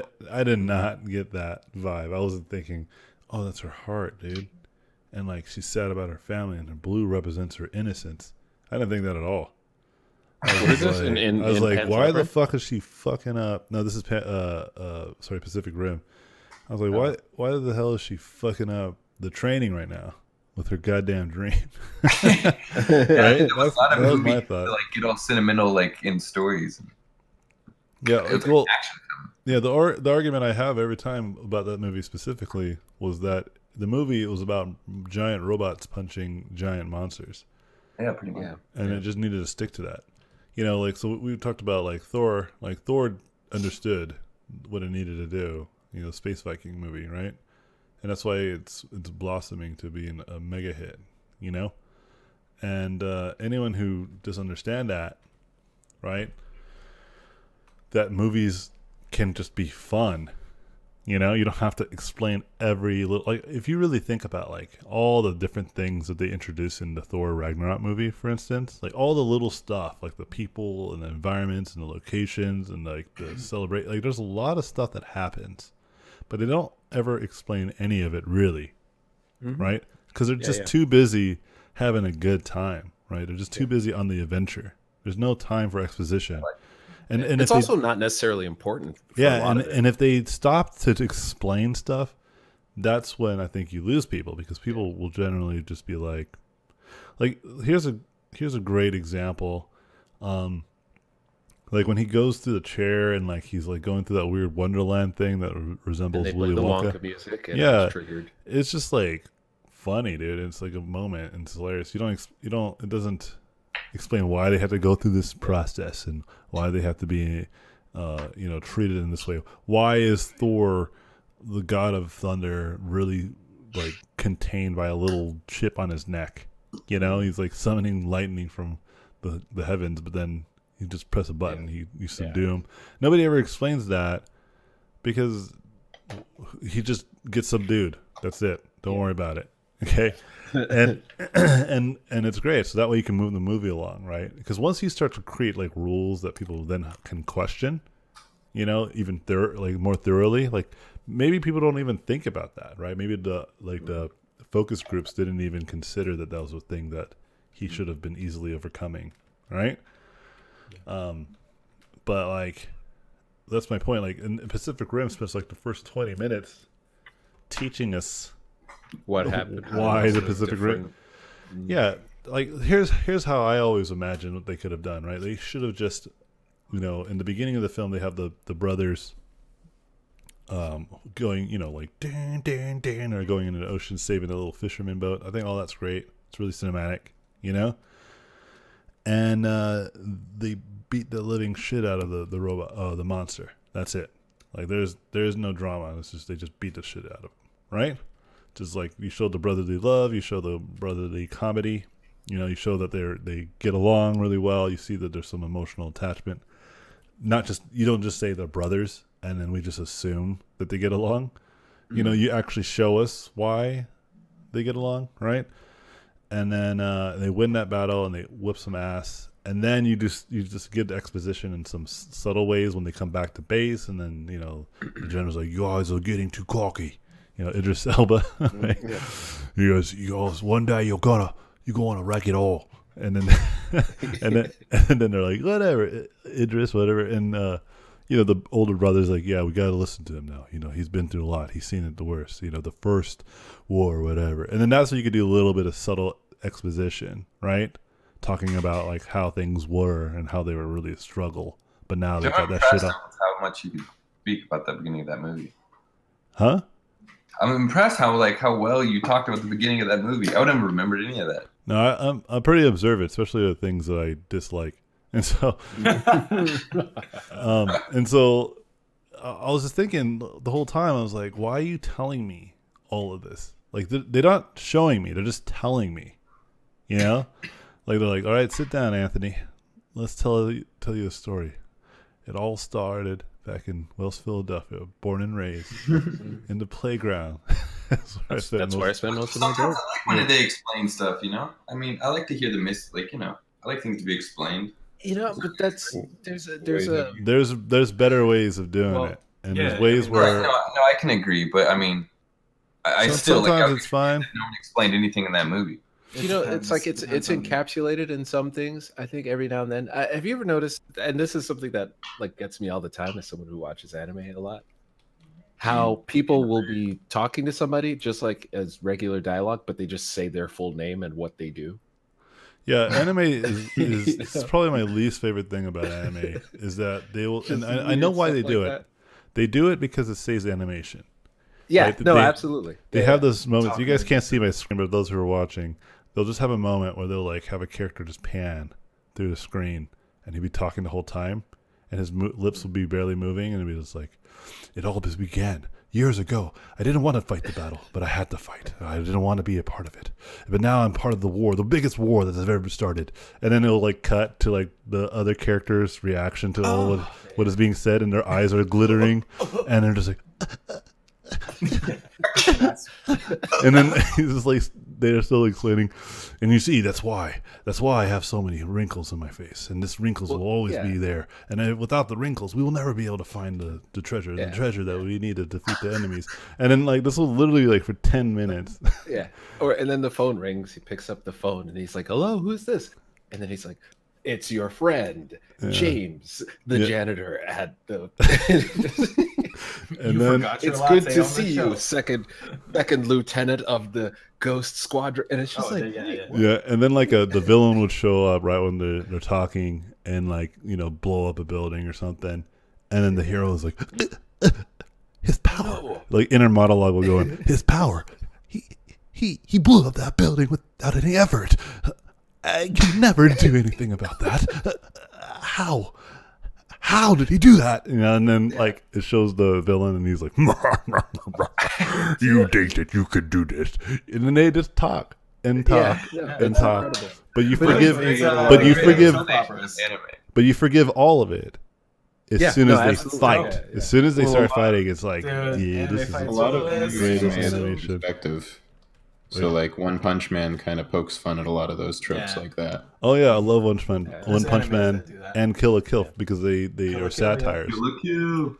Yeah, no, Uh, it's They're satires of their genre. the meta anime where it's just like Mhm. we know all these tropes. Yeah, We're just gonna crank them up to the next. I laughed out loud when One Punch Man revealed his secret, right? And it was Yeah, Oh it was yeah, making, the and it was push-ups, making fun of it, sit-ups. right? He was like- 100 push-ups a day. yeah, he was Everyone like, was getting not all everybody will intense. have the strength to do the training. And he's like 100 push-ups every day, 100 squats, and 10-kilometer run. 10-kilometer runs.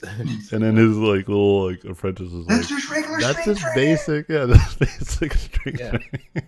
Yeah. He's like, anybody could do that. You're lying, you son of a bitch. And it's just so great. Yeah. And then all the fight scenes are literally him just punching once, and it's amazing. Yeah. And Or just getting like the No, but- beat out of him and not like being phased. You know, it's funny, but I think those dialogue things, those dialogue quirks, are the reason why, like, at least I don't like hearing English dubs of a lot of shows Oh yeah. Dude, because when I hear it in English, I'm like, that sounds so stupid. Like, Nah, dude. I to or the counter voices that- don't match. Like No, no, no. and- no, but that's the thing. The voice only doesn't match if you heard the Japanese version first. and then you said that. yeah, I true. think Because you're the thinking Cowboy it's easy Bebop, for I me. clearly watch in English. wait, and Mike wants Cowboy to say Bebop, something. I What love it. were you saying, yeah. Mike? Oh, on that you're thinking too far into it. But I just want to say like one of the best like dialogue moments is in Naruto, which I'm actually a big fan of. I don't know if you guys like it. No, the pain fight. Like Oh, it's yeah, shared dude. around when even the English voice actor like Dude, that they was did one of the such best. a good job. Oh my Yeah. god, dude! Yeah, It yeah, gives yeah, me yeah. chills when Pain talks about the after defeating or destroying the village and having Naruto like stuck, trapped Yeah, or with whatever, the- and then goes on his yeah. little speech about the cycle of pain and Mhm. hatred, and like, oh, dude, it's so good. It gives me That chills. was, yeah, that was a very good. That's the best very good arc on sequence. that series, and like that's kind of why like, and I mean Naruto does a really good job with just like teaching life lessons throughout the show. Yeah. That- I like mean, Rock that, Lee's that arc show is is my essentially the life of a person.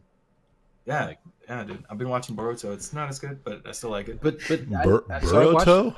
Yeah, Boruto. Boruto, it's about his son. Boring toe is. No, They but put the no, little. it's still pretty good. Naruto. you know what? Up Oh yeah, there. the animation's way better. But Yeah, you just give it time. there was one thing I thought about it. But as soon as I watched it, I was like, oh, this is just like another generation of like what essentially Naruto was for us. Because I remember early episodes when I was younger. You know, that was like what 15 years ago plus.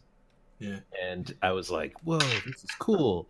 And it was very like sort of baseline level. Now when I look back at it, I'm just like, oh, there was like nothing going on. You know, it was very simple. Oh my god, thank you. And this is kind That's of one in of my that same arguments about space. Destiny as well, because I think that when there's sequels to things, people look at the entirety of the finished product of the previous project and Mhm. compare that to the start of a new project that's based on that IP. So Yeah, like in comparison to Destiny, yeah, I'm sure there's some good arguments about the game, like not having a great amount of content. But if you're comparing vanilla Destiny to vanilla Destiny 2, for those people, there's a lot more game, and like it's just a fact. Like they worked really hard on it, and it just came out. And then for people that like are Oh, saying, are "Oh, there's people- nothing to do," well, you Wait a blaze minute. through the Are game. people You saying binge there's watch nothing it. to do in Destiny?